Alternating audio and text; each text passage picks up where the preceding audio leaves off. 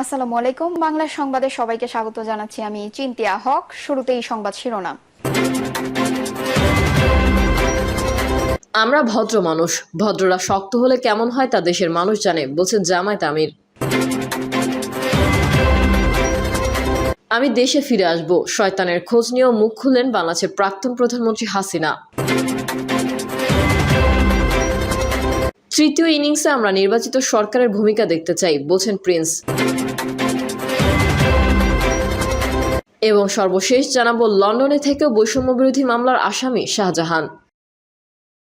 এতক্ষণ শুনছিলেন সংবাদ শিরোনাম, এবারে বিস্তারিত। আমরা ভদ্র মানুষ, ভদ্ররা শক্ত হলে কেমন হয় তা দেশের মানুষ জানে, বলছেন জামায়াত আমির। আমরা ভদ্র মানুষ, ভদ্ররা শক্ত হলে কেমন হয় তা দেশের মানুষ জানে। বাংলাদেশ জামায়াত ইসলামের সাবেক সেক্রেটারি জেনারেল এটিএম আজহারুল ইসলামকে মুক্তি না দেওয়া পর্যন্ত বিক্ষোভ সমাবেশ চলবে বলে জানিয়েছেন দলটির আমির ডক্টর শফিকুর রহমান। তিনি বলেন, আমরা ভদ্র মানুষ, কিন্তু আমাদের ভদ্রতাতে কেউ যাতে দুর্বলতা মনে না করে। ভদ্র মানুষেরা যখন শক্ত হয় তখন কেমন হতে পারে তা এদেশের মানুষ দেখেছে। ডক্টর শফিকুর রহমান বলেন, আমরা মনে করি সরকার সুবুদ্ধির পরিচয় দেবে। একে একে মুসলিমদের মুক্তি দিয়েছেন, সর্বশেষ মুসলিমকেও মুক্তি দিন। এর মধ্যে যারা হারিয়ে গেল তাদের তো আর ফিরে পেতে পারবো না। আর 13 মিনিটও তাকে যদি জেলে রাখা হয়, আমরা তা চাই না। তিনি বলেন, আওয়ামী লীগ ফ্যাসিবাদ কায়েম করেছিল, তার প্রধান থাবা পড়েছিল জামায়াতে ইসলামের ওপর। সেসব দায়িত্ব নিয়েছেন এটিএম আজহার। বাংলাদেশ ফ্যাসিবাদ থেকে মুক্ত হলেও ফ্যাসিবাদের প্রথম সাক্ষী এটিএম আজহারের মুক্তি দেওয়া হয়নি। এটিএম আজহার কবে মুক্তি পাবেন তা সুস্পষ্ট জানিয়ে দেওয়ার আহ্বান জানিয়ে জামায়াতের আমির বলেন, আমরা ভাবতেও পারিনি তার মুক্তিতে আমাদের রাস্তায় নামতে হবে। আজ থেকে তার মুক্তি না হওয়া পর্যন্ত আমাদের সমাবেশের শুরুও নেই, শেষও নেই। আমরা কখনো কারোর সঙ্গে আপোষ করিনি উল্লেখ করে ডক্টর শফিকুর রহমান বলেন, ফাঁসির কাস্টে নেওয়ার আগ পর্যন্ত আমাদের নেতারা কারোর সঙ্গে আপোষ করেননি। তাদের মুক্তি দেওয়ার জন্য নানা মহল থেকে আপোষ করার কথা বলা হয়েছিল। জামায়াত ইসলামী নিবন্ধন ও প্রতীক ফিরিয়ে দেওয়ার আহ্বান জানিয়ে তিনি বলেন, আমাদের নিবন্ধন জালিমরা কেড়ে নিয়েছিল, আপনারাও কি জুলুম করবেন? আর কোনো বৈষম্য আমরা মেনে নেব না। আমি ফিরে আসব, শয়তানের খোঁজ নিয়েও মুখ খুললেন বাংলাদেশের প্রাক্তন প্রধানমন্ত্রী হাসিনা। আওয়ামী লীগের জন্য অনুকূল পরিস্থিতি তৈরি হলে বাংলাদেশে ফিরতে চান বলে দেশের প্রাক্তন প্রধানমন্ত্রী শেখ হাসিনা বলেছেন। সোমবার রাতে বাংলাদেশবাসীর উদ্দেশ্যে এক ভার্চুয়াল বার্তায় সেটি বোঝানোর চেষ্টা করলেন আওয়ামী লীগের নেত্রী। আওয়ামী লীগের সমাজ মাধ্যমের পাতা থেকে হাসিনার বক্তৃতা সরাসরি সম্প্রচার করা হয় সোমবার রাতে। নিজের বক্তৃতার পরে কয়েকজন সাধারণ মহিলার সঙ্গে কথা বলেন তিনি। আওয়ামী লীগের দাবি, ওই মহিলারা বাংলাদেশের জুলাই আন্দোলনের সময় আক্রান্ত পুলিশ কর্মীদের পরিবারের সদস্য। কথাবার্তার সময় এক পুলিশ কর্মীর বিধবা স্ত্রী হাসিনাকে জানান, তার স্বামী কিছুই রেখে যাননি পরিবারের জন্য, ঘরে সন্তান রয়েছে। এই অবস্থায় হাসিনার সাহায্য প্রার্থনা করেন ওই মহিলা। জবাবে হাসিনা বলেন, অবশ্যই আমি সাহায্য করব, আমি আসব। আওয়ামী লীগের দাবি, গত বছরের জুলাই আগস্ট মাসে আন্দোলনের সময়ে আক্রান্ত পুলিশ কর্মীদের পরিবারের সদস্যরা বিচার পাচ্ছেন না বর্তমান অন্তর্বর্তী সরকারের আমলে। তাদের উদ্দেশ্যে হাসিনা আশ্বাস দেন, ওই পরিবারগুলিও ন্যায় বিচার পাবে। তিনি বলেন, আমি আছি, আমি অবশ্যই এর বিচার কোনো না কোনো দিন করব। ওরা যতই দায়মুক্তি দিক, এই হত্যার দায়মুক্তি হয় না, হত্যার বিচার হয়। আমার বাবা মা 3 ভাইকে যখন হত্যা করেছিল তখনও দায়মুক্তি দেওয়া হয়েছিল, কিন্তু আমি তাদের বিচার করেছি। এই পুলিশ হত্যার বিচারও আমি করব একদিন। বস্তুত বাংলাদেশে গত বছরের জুলাই আগস্ট মাসের আন্দোলন এবং তার পরবর্তী পরিস্থিতি নিয়ে সম্প্রতি একটি রিপোর্ট প্রকাশ করেছে রাষ্ট্রপুঞ্জ। ওই রিপোর্টে রাষ্ট্রপুঞ্জ মনে করছে, বাংলাদেশের গদিচ্যুত প্রধানমন্ত্রী শেখ হাসিনার সরকার সম্ভবত মানবতা বিরোধী কার্যকলাপে জড়িত ছিল। রাষ্ট্রপুঞ্জের মানবাধিকার কমিশনের হাইকমিশনার ফলকার তুর্কের মতে, ক্ষমতা টিকিয়ে রাখতে আওয়ামী লীগ সরকার নৃশংস পদক্ষেপ করেছিল। পাশাপাশি বাংলাদেশের বর্তমান পরিস্থিতি নিয়েও উদ্বিগ্ন রাষ্ট্রপুঞ্জ। ফ্যাক্ট ফাইন্ডিং টিমের রিপোর্টের ভিত্তিতে হাসিনা পরবর্তী বাংলাদেশের শান্তি এবং রাজনৈতিক স্বচ্ছতা ফেরাতে 5 দফা সুপারিশ করা হয়েছে রাষ্ট্রপুঞ্জের মানবাধিকার কমিশনের তরফে। রাষ্ট্রপুঞ্জের ওই রিপোর্ট নিয়ে যখন আলোচনা চলেছে বাংলাদেশে, ঠিক সেই সময়ে ফের হাসিনার মুখে এমন মন্তব্য যথেষ্ট তাৎপর্যপূর্ণ বলে মনে করা হচ্ছে। সোমবার রাতে ওই ভার্চুয়াল আলোচনায় হাসিনা পুলিশ পরিবারের সদস্যদের আশ্বাস দেন, ক্ষতিগ্রস্ত পরিবারগুলির যা যা সাহায্য প্রয়োজন তা করা হবে, তবে এর জন্য কিছুটা সময় লাগবে বলেও জানান তিনি। আওয়ামী লীগের নেত্রী বলেন, ধৈর্য ধরুন, অপেক্ষা করুন।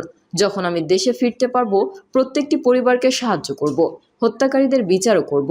সম্প্রতি বাংলাদেশের অন্তর্বর্তী সরকারের স্বরাষ্ট্র মন্ত্রকে তরফে দুষ্কৃতীদের পাকড়াও করতে বিশেষ অভিযান শয়তানের খোঁজ শুরু হয়েছে।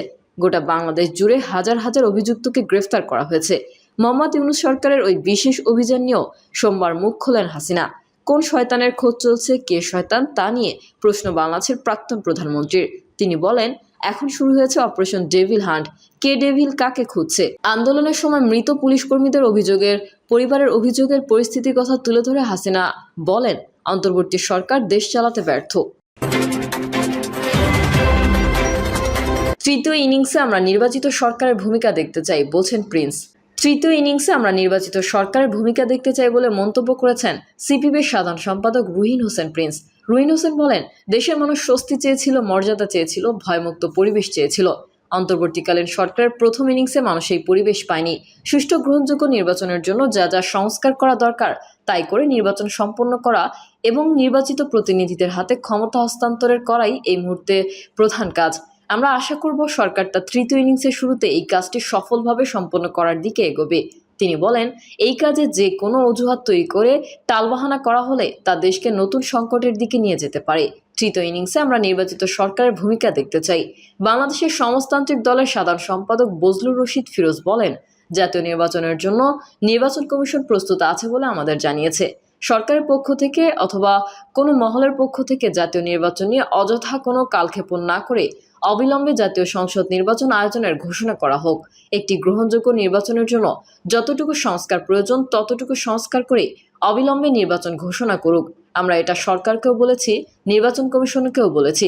বাংলাদেশের সমাজতান্ত্রিক দলের সাধারণ সম্পাদক মাসুদ রানা বলেন, বেশিরভাগ রাজনৈতিক দল মনে করে জাতীয় নির্বাচন আগে হওয়া উচিত। ফলে এই মতামতের প্রতিফলন সরকারের সিদ্ধান্তের ক্ষেত্রে থাকবে, এই প্রত্যাশা আমরা এখন পর্যন্ত করছি। সিপিবির সভাপতি মোহাম্মদ শাহ আলম বলেন, জাতীয় নির্বাচন আগে হবে নাকি স্থানীয় সরকার নির্বাচন আগে হবে এই নিয়ে বিতর্ক চলছে। আমরা মনে করি এই কাউন্টার প্রসেসের মধ্যে দিয়ে সরকার জাতীয় নির্বাচন নিয়ে সময় ক্ষেপণ করছে। এই সময় ক্ষেপণ জাতির জন্য আত্মঘাতী হবে। এই সরকার যতই কালক্ষেপণ করবে ততই জটিলতা বাড়বে। লন্ডনে থেকেও বৈষম্য বিরোধী মামলার আসামি শাহজাহান। যুক্তরাজ্যে পাড়ি জমানোর পর সর্বশেষ 2011 সালে দেশে এসেছিলেন হবিগঞ্জের চুনারুঘাট উপজেলার বাগাডুবি গ্রামের বাসিন্দা শাহজাহান চৌধুরী।